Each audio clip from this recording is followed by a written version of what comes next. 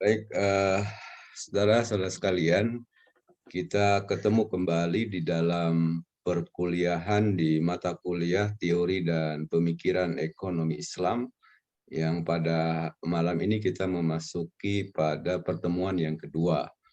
Nah, pada pertemuan yang kedua ini kita akan bicara terkait dengan Islamisasi sains. Yang nanti kita akan coba hubungkan secara spesifik terkait dengan Islamisasi ekonomi. Oke.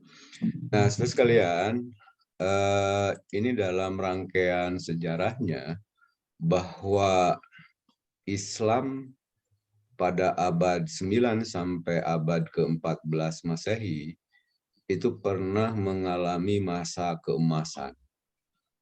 Nah, masa keemasan pada abad ke-9 sampai kepada abad ke-14 Masehi itu ditandai dengan adanya penguasaan ilmu pengetahuan dan teknologi. Nah, kalau saudara misalnya studi tentang sejarah peradaban Islam, maka pada abad ini disebut sebagai Golden Age.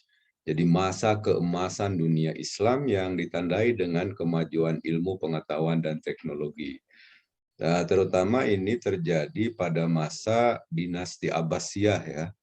Di awal-awal lah, misalnya pada masa Khalifah Harun ar-Rasyid, kemudian pada masa Khalifah Al-Amin gitu. Nah, ilmu pengetahuan dan teknologi pada masa itu tengah mengalami kemajuan yang sangat signifikan gitu. Tetapi ketika abad ke-14 ini lewat, terutama ketika Baghdad mulai tumbang dalam sejarahnya, maka kemudian di awal abad ke-15 itu dunia Islam mengalami kemunduran.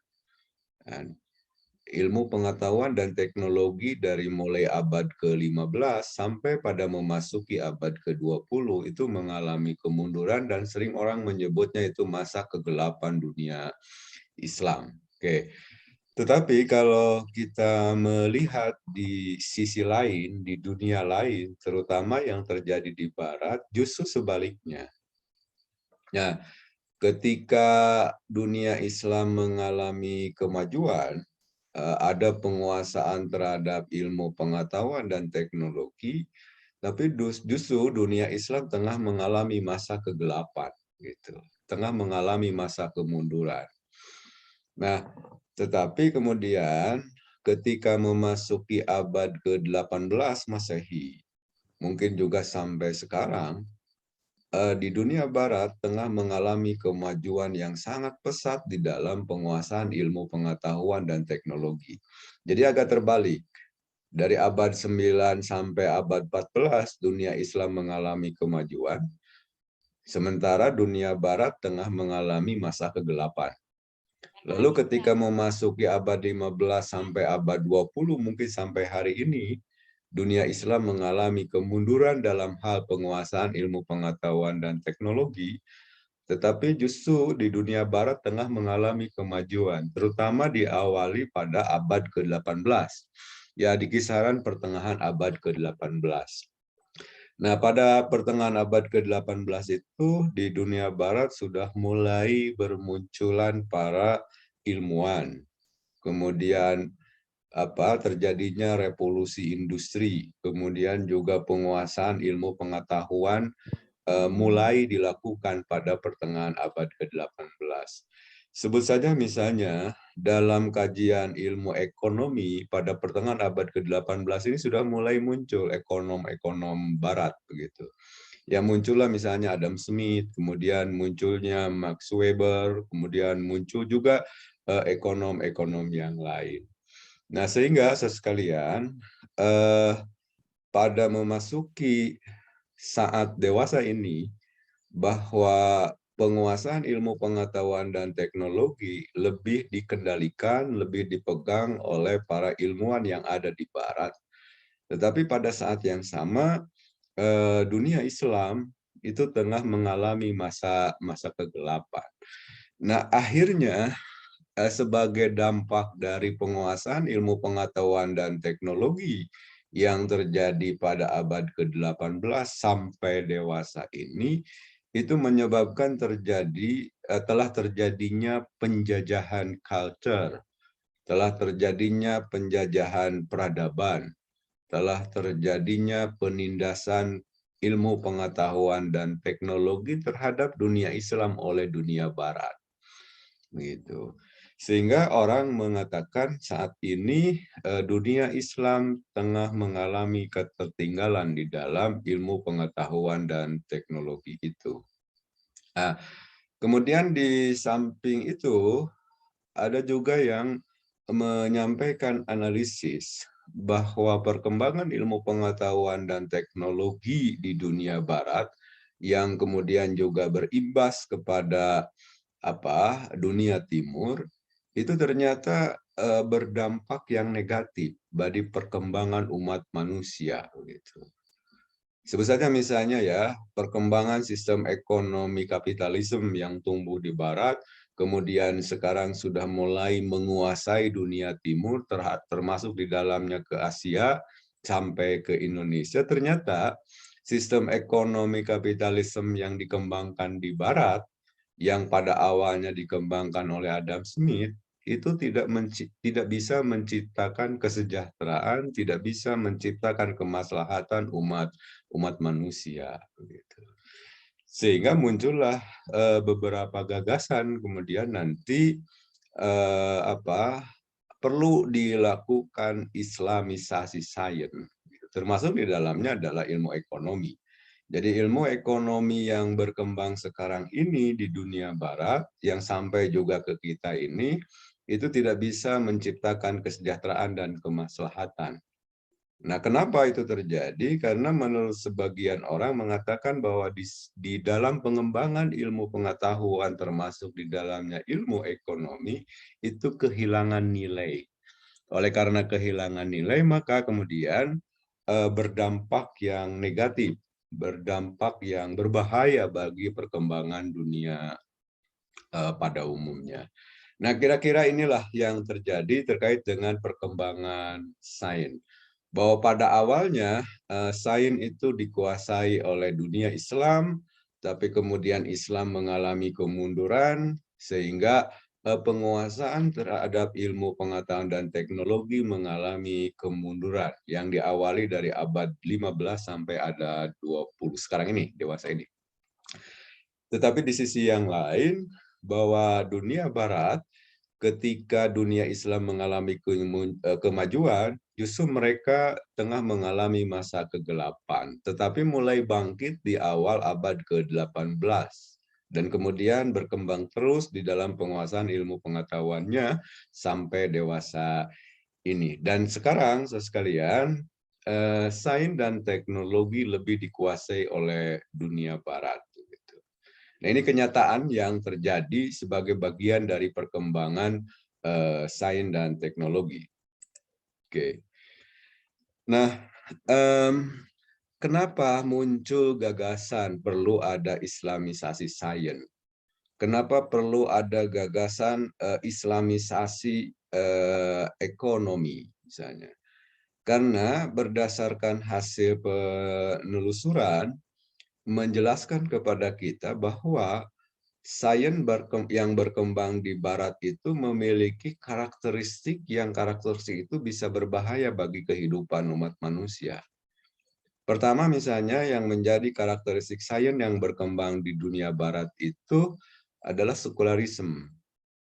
Jadi memisahkan antara sains sebagai produk duniawi dengan ajaran agama. Agama dinafikan sedemikian rupa. Agama tidak memiliki kewenangan, tidak memiliki ruang untuk memberikan warna, untuk memberikan nilai terhadap perkembangan sains. Nah, sehingga orang mengatakan bahwa sains yang berkembang di Barat itu lebih sekularisme. Dan yang dia memisahkan antara perkembangan ilmu pengetahuan dan teknologi dengan nilai-nilai yang ada di dalam agama. Bahkan ada beberapa ilmuwan Barat yang mengatakan bahwa sudahlah, urusan agama itu urusan pribadi masing-masing dan dia tidak punya ruang untuk masuk di dalam pengembangan sains dan teknologi. Nah, itu satu karakteristik dari sains yang berkembang di dunia barat. Kemudian yang kedua, saudara sekalian, bahwa karakteristik sains yang berkembang di barat itu lebih materialisme, atau saya lebih menyebutnya dengan positivistik begitu. Jadi nilai-nilai transendental, nilai-nilai teologis, nilai-nilai tauhid, nilai-nilai akidah tidak memiliki ruang dalam pengembangan sains dan teknologi. Jadi teori itu mutlak dirumuskan berdasarkan data dan fakta yang terjadi di lapangan. Nah, sehingga generalisasi yang dibuat oleh mereka ketika mengembangkan sains dan teknologi itu melepaskan dirinya dari nilai-nilai keagamaan, dari nilai-nilai religiositas. Mungkin saudara sekalian, ini agak berbeda dengan yang terjadi di kampus kita ya. Cerminannya bukan kampus kita, cerminannya adalah bagaimana pengembangan sains dan teknologi di perguruan tinggi lain. Sebut sajalah di perguruan tinggi umum. Mungkin ya kalau di kampus kita eh, sains itu dikembangkan tidak bebas nilai. Ada ruang bagi nilai-nilai keagamaan masuk di dalam pengembangan sains dan teknologi. Ya, misalnya ketika kita bicara tentang tentang kebijakan fiskal misalnya, kita bicara tentang soal mekanisme pasar misalnya, itu sama sekali tidak berlandaskan pada positivistik, tidak sama sekali menafikan nilai-nilai yang ada di dalam agama ketika berbicara tentang sains yang berkaitan dengan masalah ekonomi. Sebut saja misalnya ketika kita bicara tentang mekanisme pasar, maka ada dalil yang masuk ke situ. Misalnya kaila yakuna daulatan bainal agniya iminku. Ada nilai religiositas yang masuk di dalam pengembangan sains dan teknologi. Kemudian kita merujuk juga misalnya beberapa pemikiran yang dikemukakan oleh para ulama soal mekanisme pasar misalnya yang dikemukakan oleh Yahya bin Umar, soal mekanisme pasar yang dikemukakan oleh Ibnu Taimiyah, soal mekanisme pasar yang dikemukakan oleh Al-Makriji dan seterusnya. Nah, para ulama ini ketika kita studi tentang sains dan teknologi itu, terutama berkaitan dengan mekanisme pasar, itu mempengaruhi. Jadi ada nilai-nilai religiositas yang masuk di dalam pengembangan sains dan teknologi. Nah, ini agak berbeda dengan yang terjadi di dunia barat. Ketika mengembangkan sains dan teknologinya itu, mereka lebih cenderungnya pada materialisme. Atau secara metodologi, saya sering menyebutnya lebih positivistik. Jadi tidak ada nilai religiusitas yang masuk ke situ, justru yang ada hanya didasarkan pada data dan fakta yang mereka temukan, kemudian mereka membuat generalisasi, yang nanti dari generalisasinya melahirkan teori, dan itu sebagai bagian dari upaya mereka di dalam mengembangkan sains. Gitu. Nah, kemudian yang ketiga, karakteristik sains itu lebih cenderung kepada humanisme. Jadi hanya melihat aspek manusia saja, tanpa melibatkan nilai-nilai transendental. Nilai tauhid tidak ada di situ, nilai akidah tidak ada di situ, nilai teologi juga tidak ada di situ, kemudian keterlibatan Tuhan juga tidak ada di situ di dalam pengembangan sains itu. Murni karakteristik sains yang dikembangkan di barat itu adalah humanisme gitu. Manusia sebagai sentral, manusia juga sebagai fokus. Kemudian manusia juga memiliki peran yang sangat dominan dan paling utama di dalam pengembangan sains. Sehingga nilai-nilai tadi, nilai-nilai transendental seperti yang saya gambarkan di slide ini, bahwa nilai-nilai transendental, kemudian nilai-nilai tauhid, nilai-nilai teologi, itu sama sekali terlepas di dalam pengembangan sains dan teknologi yang ada di barat. Mungkin itulah saudara sekalian yang melatar belakangi kenapa di dunia Islam sekarang perlu dilakukan satu gerakan yang disebut dengan Islamisasi sains. Oke.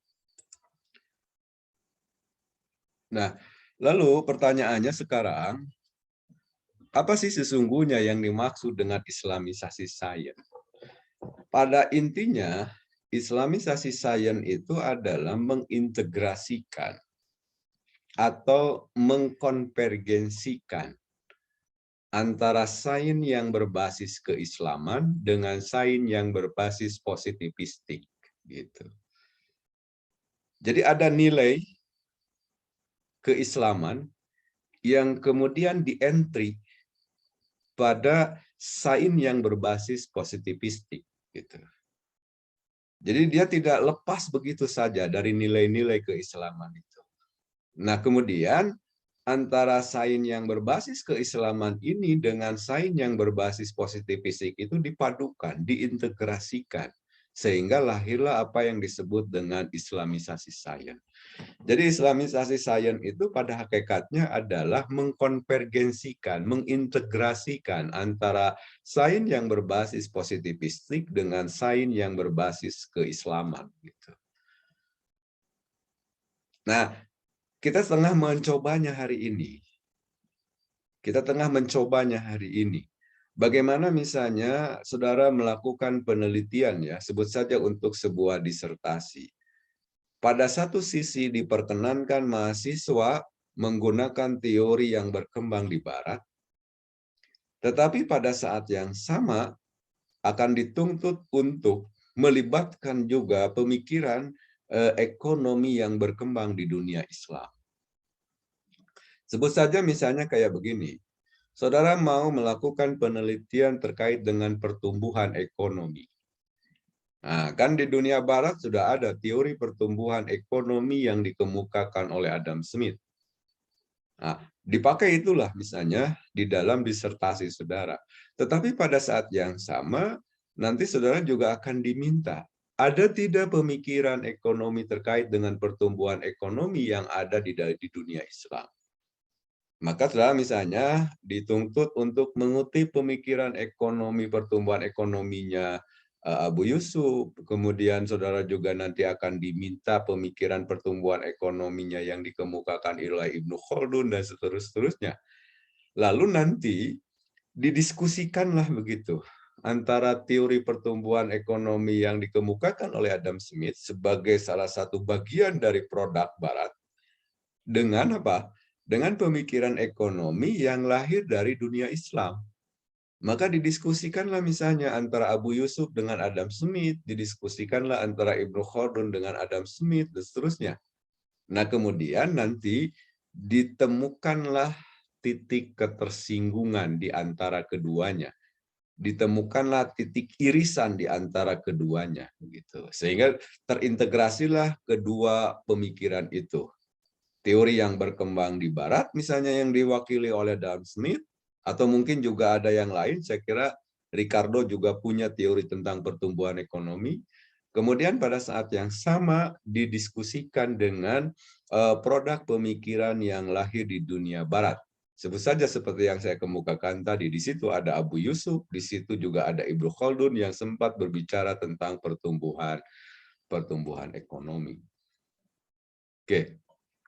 Menarik sih menurut saya kalau kita mencoba mendialogkan, mendiskusikan antara teori yang lahir di dunia Barat dengan pemikiran yang muncul di dunia Islam. Saya sering mengatakan begini, agak berbeda kalau di Barat yang muncul adalah teori, sedangkan kalau di dunia Islam yang muncul adalah pemikiran. Mungkin saudara bertanya, kenapa ketika bicara Barat kita menggunakan istilah teori? Sementara ketika bicara tentang dunia Islam, saudara atau saya menggunakannya pemikiran. Karena begini, ilmu pengetahuan yang ada di dunia Barat oleh sebagian orang sudah dianggap sudah mapan. Kenapa ilmu pengetahuan di dunia Barat itu sudah dianggap mapan? karena dalam ilmu pengetahuan yang dikembangkan di Barat sudah memiliki sejumlah teori yang teorinya itu relatif mapan juga. Gitu. Nah, sementara disiplin ilmu keislaman hari ini belum memiliki teori yang mapan. Yang ada di dunia Islam itu bukan teori sampai hari ini ya. Yang ada di dunia Islam itu baru sampai pada ranah pemikiran. Saya kira apa itu teori dan apa itu pemikiran sudah kita diskusikan pada minggu yang lalu. Gitu. Nah, karena itu di dalam konteks Islamisasi sains ini, bagaimana kita punya kemampuan untuk mendialogkan teori yang berkembang di Barat itu dengan pemikiran yang muncul di dunia Islam. Sebagai contoh misalnya, bagaimana saudara bisa mendiskusikan antara atau mendialogkan antara Adam Smith dengan Abu Yusuf? Atau misalnya saudara bagaimana bisa punya kemampuan mendiskusikan, mendialogkan antara Max Weber misalnya dengan Abu Ubaid? Atau bagaimana misalnya saudara punya kemampuan mendialogkan antara Ricardo misalnya dengan As-Saibani dan seterusnya. Nah, kalau sudah punya kemampuan itu, mendialogkan antara sains yang berbasis positivistik dengan sains yang berbasis keislaman, lalu mengintegrasikan di antara keduanya, menemukan irisan di antara keduanya, maka sesungguhnya itu merupakan bagian dari proses islamisasi sains gitu. Oke, saya kira itu pola awal. Nah, saudara sekalian, munculnya apa ya gagasan bagaimana pemajuan ilmu pengetahuan dan teknologi itu tidak melepaskan dirinya dari nilai-nilai agama, itu sebenarnya sudah muncul jauh-jauh hari sebelum muncul di dunia Islam. Mungkin yang dipahami oleh saudara atau kita semua bahwa Islamisasi sains ini baru munculnya di abad ke-20 ini. Tetapi sebenarnya gagasan tentang mengintegrasikan sains dengan nilai-nilai keagamaan itu sudah jauh-jauh hari muncul. Misalnya kita ngutiplah pernyataan yang dikemukakan oleh Albert Einstein. Science without religion is blind. Nah, kata Albert Einstein itu kalau sains tanpa agama itu buta, kata dia. Apa maknanya? Sains tanpa agama itu buta. Artinya dia tidak bisa terkendali, tidak bisa mengendalikan diri. Sehingga bisa jadi sains dan teknologi yang diproduk di Barat itu akan diisi oleh nilai-nilai lain, bukan nilai-nilai agama. Sehingga nanti perkembangan sains dan teknologi itu bukan dalam kerangka menciptakan kemaslahatan umat, tapi justru bisa menghancurkan dunia, menghancurkan manusia. Karena ada nilai lain yang masuk selain nilai agama. Saya kira kalau hari ini terjadi peperangan misalnya antara Rusia dengan Ukraina, itu sangat kental penggunaan sains dan teknologi. Kalau dulu misalnya di awal abad ke-20, perang itu orang berhadapan, peace to peace begitu. Tapi sekarang terjadi peperangan antara Rusia dan Ukraina, tentara yang satu dengan tentara yang lain kan tidak berhadap-hadapan. Justru sekarang yang muncul adalah rudal yang ditembakkan dengan jarak yang jauh begitu. Nah, kemajuan ilmu pengetahuan dan teknologi itu ketika nilai lain yang masuk ke situ bukan menciptakan kemaslahatan, tapi justru akan menciptakan kehancuran bagi dunia. Nah, itulah yang dimaksud oleh Albert Einstein, science without religion is blind. Gitu. Jadi sains tanpa agama itu adalah buta. Oke. Lalu pada saat yang lain, Albert Einstein juga mengatakan, religion without science is lame. Bahwa agama tanpa ilmu itu sesat lah begitu. Nah, kita mungkin berkepentingan dengan pernyataan yang dikemukakan oleh Einstein ini. Religion without science is a lie, bahwa agama tanpa sains itu sesat. Dan tentu untuk merealisasikan ajaran agama ini dibutuhkan juga sains dan teknologi atau ilmu pengetahuan untuk menggali nilai-nilai agama. Nah, sekalian, pernyataan yang dikemukakan oleh Einstein ini sebenarnya secara substantif yang ingin pula dikembangkan oleh ilmuwan Muslim dewasa ini. Karena ilmuwan Muslim dewasa ini melihat bahwa perkembangan sainsnya itu bebas nilai. Lalu kemudian menafikan nilai-nilai agama. Nah, ini sebenarnya sudah dikritik jauh-jauh hari oleh Einstein, gitu. Bahwa kalau sains tanpa agama itu buta, bisa rusak dunia ini. Maka ini sebenarnya yang menginspirasi ilmuwan Muslim dewasa ini. Ketika misalnya perkembangan sains itu tanpa dientri oleh nilai-nilai keislaman, maka yang akan terjadi adalah kehancuran umat manusia, begitu. Nah, jadi kembali lagi pada persoalan pokok bahwa sudah sekalian gagasan memasukkan nilai-nilai agama pada perkembangan sains itu sebenarnya sudah jauh-jauh hari digagas oleh Albert Einstein. Saya lupa di kisaran abad keberapa lah, misalnya Albert Einstein ini memunculkan pernyataan ini, science without religion is blind, and religion without science is lame. Bahwa sains tanpa agama itu buta, dan agama tanpa sains itu sesat. Begitu. Nah, pada saat yang sama juga pemikiran gagasan tentang mengentri nilai-nilai agama ke dalam perkembangan sains itu pernah juga dikemukakan oleh Alexis Carrel. Ia mengatakan bahwa manusia adalah makhluk misterius yang belum sepenuhnya terungkap. Karena ada sisi lain, terutama sisi rohani yang menyertai jasmani manusia. Ini sebenarnya pernyataan yang memperkuat tadi, bahwa ada nilai-nilai transendental, terutama hubungan antara manusia dengan Tuhannya, itu memiliki nilai yang kemudian nilai itu bisa dientri pada kemajuan sains dan teknologi. Dan menurut Alexis Carrel itu bahwa nilai-nilai transendental itu tidak bisa dinafikan sama sekali.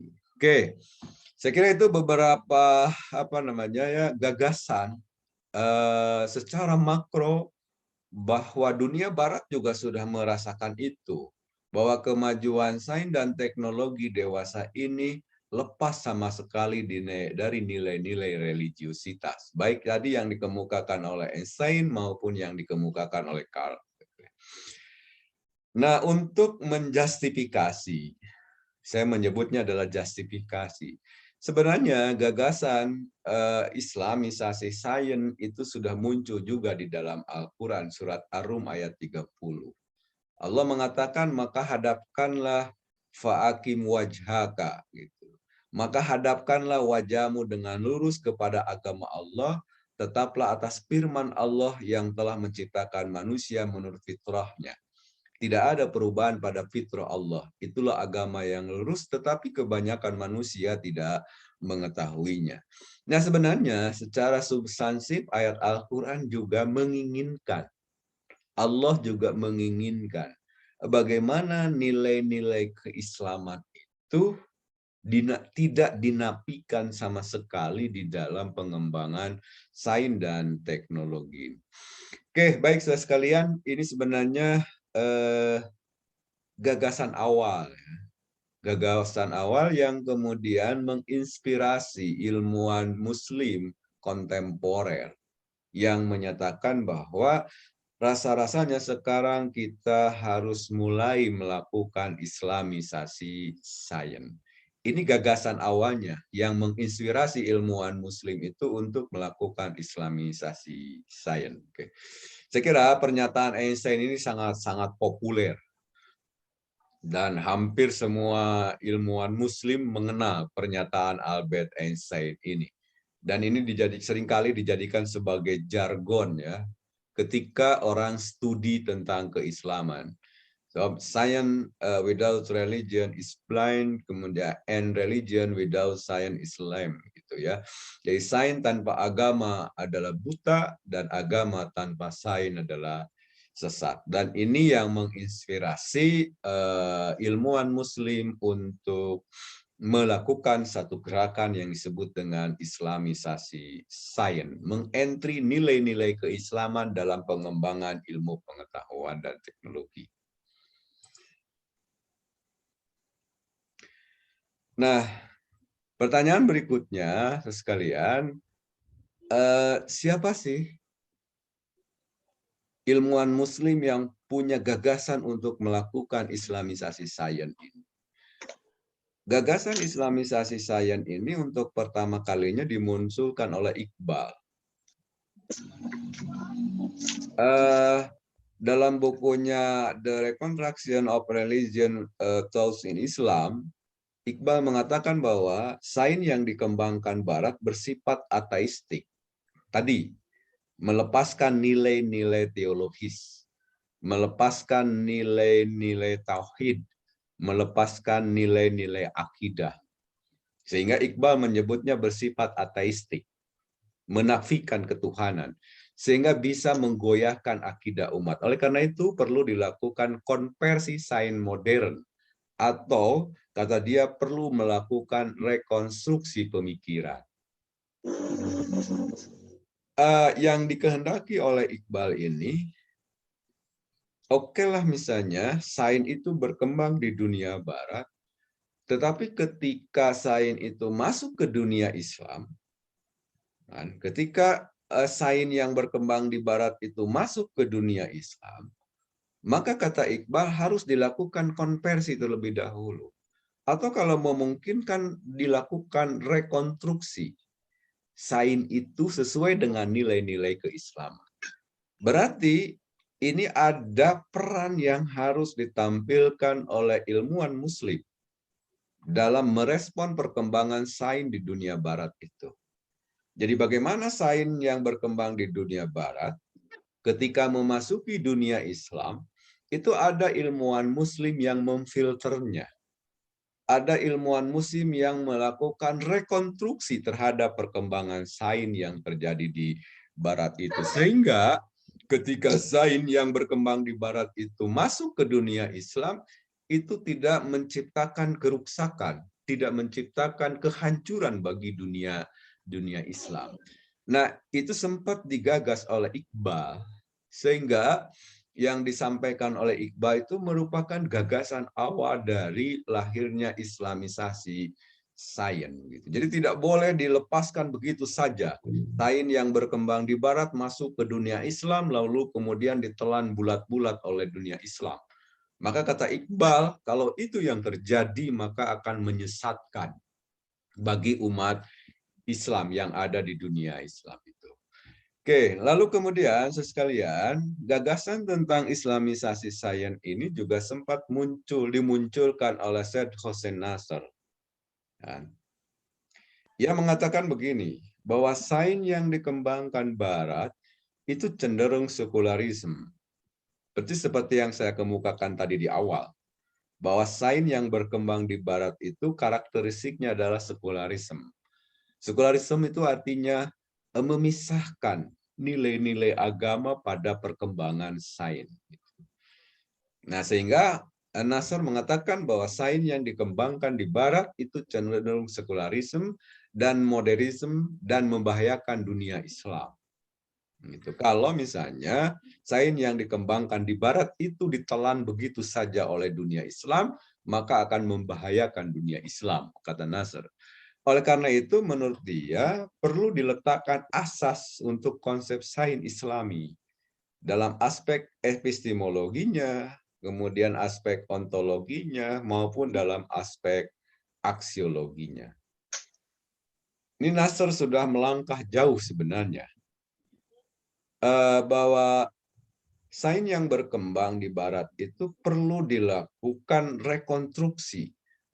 Kalau kita pakai istilah Iqbal tadi, perlu dilakukan rekonstruksi, baik dari aspek ontologinya. Ontologi itu hakikat sesuatu. Ontologi itu adalah substansinya. Ontologi itu adalah konten sains. Kata Nasr, perlu dilakukan rekonstruksi dari aspek ontologinya. Bahkan, saudara sekalian, kata Nasr perlu juga dilakukan rekonstruksi terkait dengan epistemologinya, metodologi yang digunakannya. Mungkin dalam bahasa kita, bahwa metodologi yang digunakan di barat itu cenderung positivistik, seperti yang saya kemukakan tadi. Maka perlu dilakukan rekonstruksi terhadap metodologi yang lebih positivistik tadi. Jadi tidak hanya misalnya didasarkan pada data dan fakta yang empirik, tetapi juga dalam pengembangan sains itu perlu di-entry nilai-nilai keislaman sebagai bagian dari epistemologi tadi. Melakukan rekonstruksi terhadap epistemologi lagi. Nah, yang jauh lebih penting sekalian adalah di aspek aksiologi, kata Nasr. Di aspek signifikansi sains. Yang sekarang ini dirasakan bahwa aksiologi dari sains yang berkembang di barat tidak dalam rangka menciptakan kemaslahatan umat manusia. Tetapi signifikansi dari sains yang berkembang di dunia barat itu lebih cenderungnya kepada materialistik. Gitu. Untuk bagaimana bisa melahirkan keuntungan yang sebesar-besarnya yang bersifat duniawi. Nah, sehingga kemaslahatan yang dikehendaki oleh umat manusia itu tidak bisa tercapai dengan perkembangan sains yang berkembang di dunia barat. Maka menurut Nasr ini lagi-lagi dia mengusulkan perlu dilakukan islamisasi terhadap sains yang berkembang terutama yang berkembang di dunia barat. Saudara sekalian, kemudian gagasan islamisasi sains ini sempat dimunculkan juga oleh Syed Naqib Al-Attas. Al-Attas pernah mengatakan begini dalam satu konferensi tentang pendidikan di Mekah. Sains saat ini merupakan produk dari kebingungan, skeptis, keraguan, dan spekulasi, kata dia. Dan menjadikan metode ilmiah sebagai epistemologi mencari kebenaran. Jadi dia ingin mengatakan bahwa produk sains di barat itu secara umum melahirkan skeptisme, melahirkan keraguan. Dan kemudian juga bisa melahirkan spekulasi. Karena kata Al-Attas bahwa sains yang dikembangkan di barat itu bersifat positivistik, lalu kemudian produknya berupa generalisasi, dan generalisasi yang dibuat atau dirumuskan dalam sains di barat itu ternyata itu tidak bisa diberlakukan secara universal. Sebab generalisasi di satu tempat, di satu negara akan berbeda dengan generalisasi yang dibuat di negara yang lain. Sehingga kata Al-Attas, produk generalisasi sebagai produk sains yang ada di barat itu melahirkan keraguan. Dan bisa jadi ia merupakan bagian dari spekulasi yang terjadi. Sehingga tidak pasti. Apa benar misalnya hasil penelitian yang dilakukan oleh orang di barat itu kemudian bisa diberlakukan pula di timur misalnya. Kalau penelitiannya dilakukan di Eropa Barat misalnya, apakah bisa juga itu digunakan di Asia? Maka kata Al-Attas, saya ragu, kata dia. Nggak bisa generalisasi yang dibuat di Barat itu kemudian bisa digunakan di dunia lain. Di Asia misalnya, atau di Afrika, atau di Asia Tengah, dan seterusnya. Karena karakteristik dari manusia yang berbeda. Karena itu menurut Al-Attas, bahwa perlu nih dilakukan ini islamisasi terhadap sains. Dia mengatakan di bagian lain bahwa sains dibangun atas landasan worldview, pandangan hidup, kemudian kebudayaan dan peradaban Barat yang berbeda, yang kemudian bisa jadi berbahaya bagi pengembangan sains di dunia Islam, dan kata dia perlu dilakukan reformasi. Kalau menurut Iqbal, sains yang berkembang di Barat itu perlu direkonstruksi. Oke. Nah, sementara menurut Al-Atas, sains yang berkembang di dunia Barat itu perlu dilakukan reformasi. Kalau rekonstruksi artinya adalah membangun lagi konstruksi keilmuan. Sebut saja bahwa sains yang berkembang di Barat itu anggap sebagai data yang berceceran, lalu dikerangkakan lagi, kata Iqbal itu, menjadi format keilmuan yang berbasis keislaman. Maka itulah yang disebut oleh Iqbal sebagai bentuk rekonstruksi sains. Nah, kalau Al-Atas, istilah yang digunakannya bukan rekonstruksi sains, tapi kata dia perlu dilakukan reformasi sains. Perlu ada perbaikan. Mungkin juga dia membutuhkan membentuk formasi tersendiri, struktur sendiri begitu.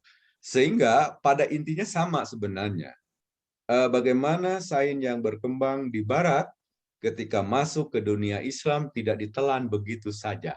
Cuma istilah yang berbeda. Kalau Iqbal menyebutnya sains yang berkembang di Barat ketika masuk dunia Islam perlu direkonstruksi terlebih dahulu. Sedangkan kalau Al-Atas mengatakan sains yang berkembang di dunia Barat ketika masuk ke dunia Islam perlu dilakukan reformasi terlebih dahulu. Kata kuncinya tadi, kenapa perlu dilakukan rekonstruksi, kenapa perlu dilakukan reformasi sains Barat itu masuk ke dunia Islam, karena tadi bahwa sains yang berkembang di Barat itu menafikan nilai-nilai keagamaan. Kalau bahasa kita, menafikan nilai-nilai keislaman. Baik, saudara sekalian, gagasan Islamisasi sains ini kemudian diimplementasikan lebih lanjut oleh Ismail Razi Al-Faruqi. Kalau saya sering menyebutnya Ismail Al-Faruqi saja. Ismail Al-Faruqi, atau lebih populer juga menyebutnya dengan Al-Faruqi. Ini sebenarnya adalah penggagas dan pelaksana Islamisasi sains. Dia melalui lembaga internasional tentang pemikiran Islam, International Institute of Islamic Thought, dia mencoba melakukan upaya yang maksimal Islamisasi sains yang berkembang. Gitu. Jadi dia mencoba mengentri nilai-nilai keislaman terhadap sains yang berkembang di Barat itu. Coba nanti sekali-kali saudara baca jurnal-jurnal yang diterbitkan oleh International Institute of Islamic Thought itu secara umum akan menjelaskan bagaimana nilai-nilai keislaman itu dientri pada perkembangan sains dalam berbagai aspeknya. Mungkin ekonomi, mungkin politik, mungkin hukum, dan lain sebagainya. Nah, saudara sekalian, secara literasi menjelaskan kepada kita bahwa sebenarnya gagasan Islamisasi sains itu sudah ada dan sudah muncul dan sekarang lagi berkembang. Awalnya digagas oleh Iqbal, kemudian di-follow up, ditindaklanjuti oleh Nasr, kemudian diikuti oleh Al-Atas, tapi ini masih berada di ranah gagasan. Nah, pada tataran implementasinya, bagaimana proses Islamisasi sains itu dilakukan? Itu dilakukannya oleh Ismail Al-Faruqi. Itu dalam satu organisasi yang namanya International Institute of Islamic Thought. Begitu.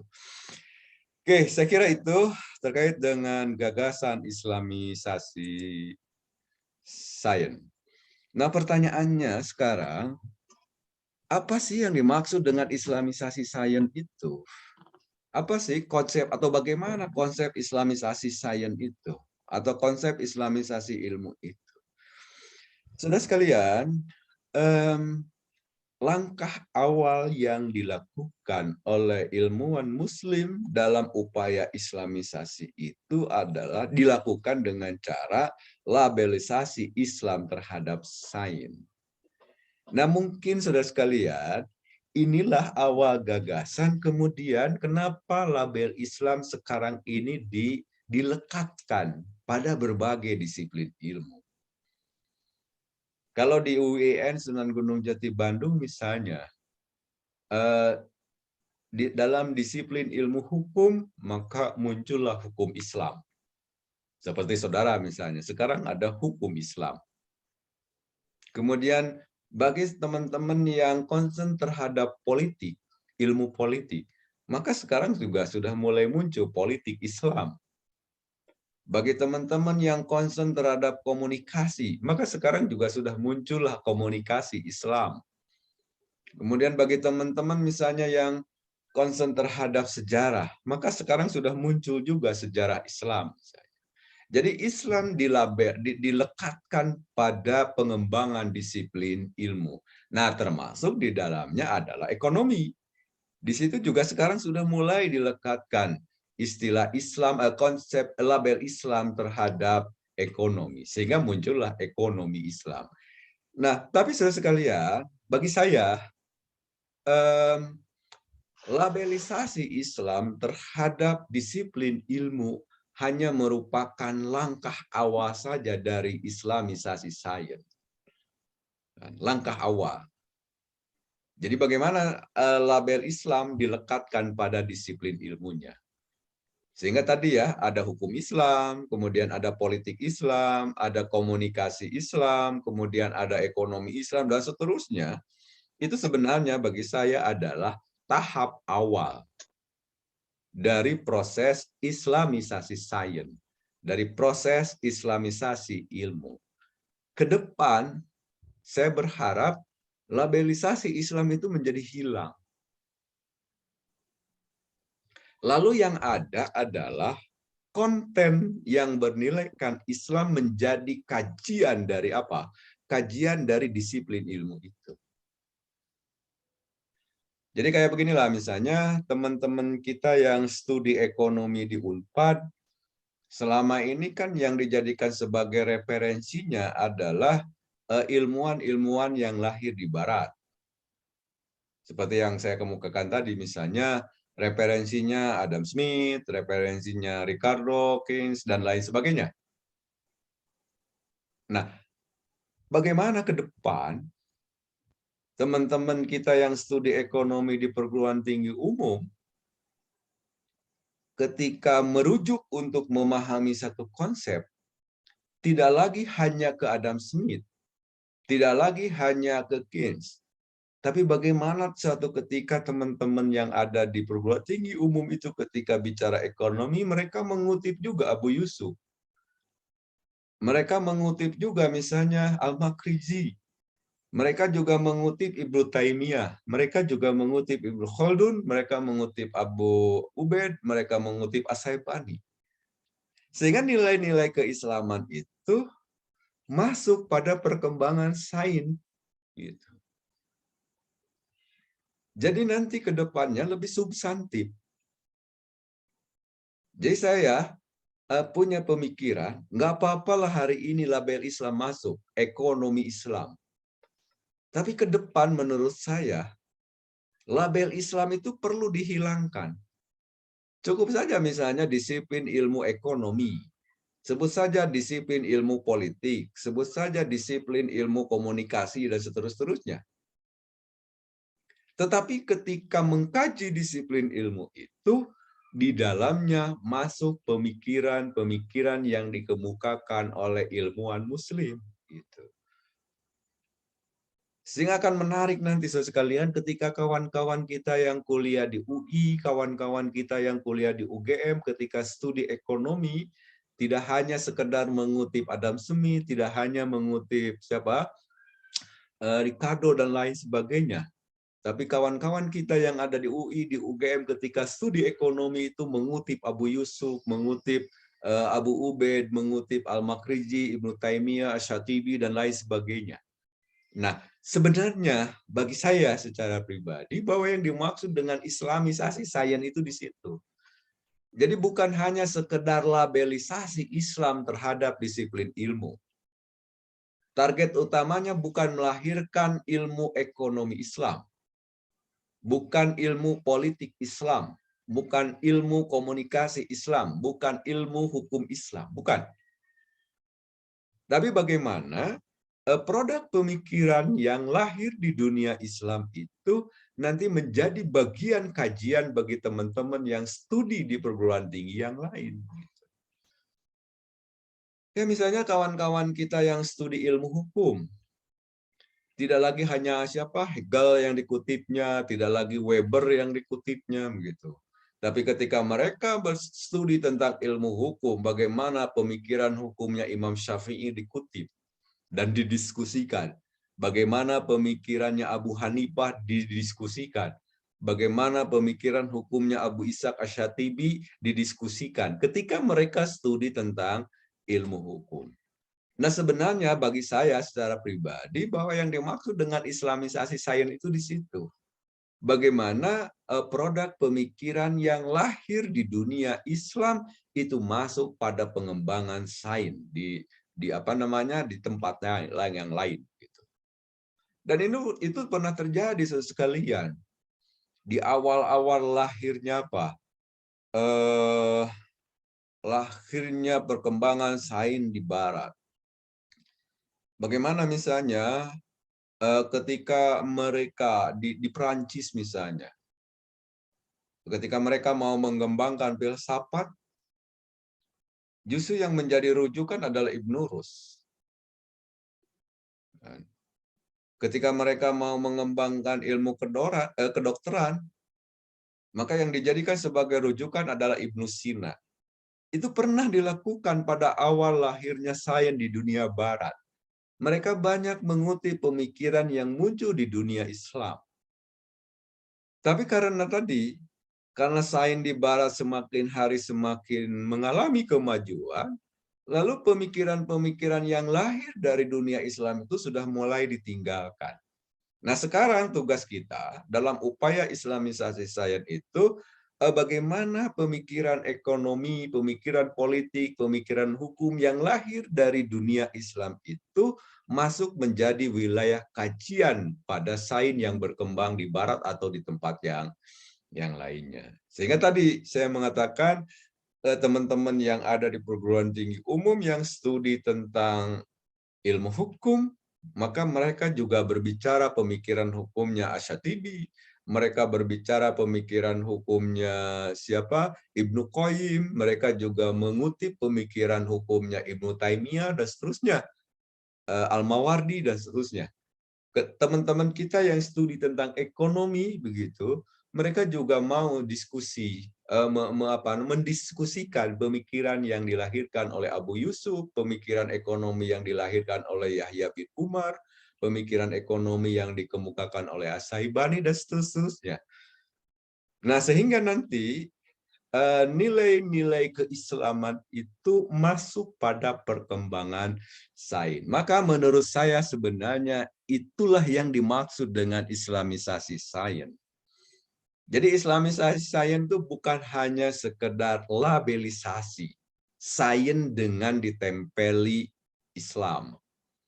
Bukan ekonomi Islam, bukan penamaan hukum Islam, bukan penamaan sosiologi Islam, dan seterusnya. Tetapi ada yang jauh lebih penting dari Islamisasi sains ini, bagaimana produk pemikiran yang muncul di dunia Islam itu menjadi wacana, menjadi bagian dari kajian sains yang berkembang di dunia barat. Saya kira itulah saudara sekalian beberapa pemikiran ya yang terkait dengan konsep Islamisasi sains itu. Nah, ini sekalian ada beberapa pendekatan ya yang mungkin telah dan sedang dilakukan dalam proses Islamisasi sains ini. Pertama adalah pendekatan labelisasi, itu seperti yang saya kemukakan tadi. Dan seperti yang saya kemukakan tadi. Jadi Islamisasi dengan menggunakan pendekatan labelisasi itu dengan cara menempelkan konsep Islam di dalam sains. Jadi ada hukum Islam, ada ekonomi Islam, ada sosiologi Islam, dan seterusnya. Itu satu pendekatan di dalam Islamisasi sains dengan cara labelisasi. Kemudian yang kedua, ada juga pendekatan aksiologis yang sudah dilakukan oleh beberapa ilmuwan Muslim dalam upaya Islamisasi sains. Aksiologis itu kan tadi signifikansi. Jadi ada nilai guna, nilai manfaat yang di-entry di dalam pengembangan sains. Jadi kalau misalnya sains yang berkembang di Barat itu aksiologisnya lebih kepada materialisme, tapi kalau dirubah menjadi Islamisasi sains, maka tidak lagi mengarah kepada sekedar materialisme, tapi ada nilai-nilai kemanusiaan misalnya, ada nilai-nilai yang menciptakan kesejahteraan, kemaslahatan yang hakiki yang bisa diciptakan dari perkembangan sains itu bagi umat manusia. Lalu ada pendekatan yang ketiga adalah pendekatan internalisasi nilai-nilai Islam. Itu tadi sudah kita diskusikan. Jadi bagaimana nilai-nilai Islam itu diinternalisasi dalam perkembangan sains. Lalu ada pendekatan lain yang keempat yang sudah dan mulai dilakukan dalam proses Islamisasi sains ini adalah pendekatan rekonstruksi pemikiran. Mungkin ini gagasan Iqbal yang saya kemukakan tadi, yang ingin dikembangkan sebagai salah satu pendekatan yang bisa digunakan dalam proses Islamisasi sains ini. Jadi melakukan rekonstruksi pemikiran, merekonstruksi sains yang berkembang di Barat, ya syukur-syukur nanti didiskusikan misalnya dengan sains yang berkembang di dunia Islam. Lalu dibikin format tersendiri, direkonstruksi tersendiri situ, sehingga bisa melahirkan sains yang berbasis Islami. Saya kira itulah saudara sekalian terkait dengan Islamisasi sains yang perlu saya sampaikan. Tapi saudara sekalian, ada juga sebenarnya ilmuwan Muslim yang menentang kenapa sih perlu dilakukan Islamisasi sains. Tidak perlu katanya. Nah, siapa yang berpendapat begitu? Di sini ada Fazlur Rahman, kemudian ada Abdus Salam, dia pemenang Nobel, kemudian ada Bassam Tibi. Ketiga orang ini, Fazlur Rahman, Abdus Salam, dan Bassam Tibi, ini adalah orang-orang yang menentang. Tidak perlulah ada Islamisasi sains. Sebab sains itu, kata mereka bertiga ini, pada hakikatnya adalah bebas nilai. Yang memberikan nilai adalah umat manusia. Jadi kata dia, tidak perlu dilakukan Islamisasi sains. Biarkan saja sains begitu. Lalu nanti tugas kita adalah memberikan nilai terhadap sains itu. Misalnya Fazlur Rahman mengatakan bahwa ilmu pengetahuan itu tidak bisa diislamkan. Karena tidak ada yang salah di dalam ilmu pengetahuan. Awalnya dia mengatakan tadi bahwa ilmu pengetahuan atau sains itu bebas nilai. Jadi oleh karena ilmu pengetahuan atau sains itu bebas nilai, maka kata Fazlur Rahman, ilmu pengetahuan itu tidak bisa diislamkan. Karena tidak ada yang salah di dalam ilmu pengetahuan. Nah, masalahnya, kata Fazlur Rahman, dalam ilmu pengetahuan itu terletak pada aspek aksiologi, pada aspek signifikansi, pada aspek kegunaan dari ilmu pengetahuan itu. Jadi bagaimana, kata Fazlur Rahman itu, kita memberikan nilai saja kepada ilmu pengetahuan itu yang kemudian dari signifikansinya lebih diarahkan pada menciptakan kemaslahatan umat manusia. Jadi nggak perlu, kata dia, Islamisasi sains. Nah, hal yang sama juga itu disampaikan oleh Abdus Salam. Kan? Jadi mirip-mirip lah. Jadi kalau ada islamisasi sains, kata Abdul Salam itu mungkin juga perlu ada hinduisasi sains. Perlu juga dilakukan yahudisasi sains. Perlu juga dilakukan kristenisasi sains. Itu pekerjaan yang mubazir, kata dia. Pekerjaan yang mubazir ketika ada gerakan islamisasi sains. Biarkan saja sains itu berkembang, lalu kalau menurut Pak Jurahman tadi, bagaimana kita bisa mengisi di aspek aksiologinya. Nilai-nilai Islamnya itu hanya masuk di aspek aksiologinya.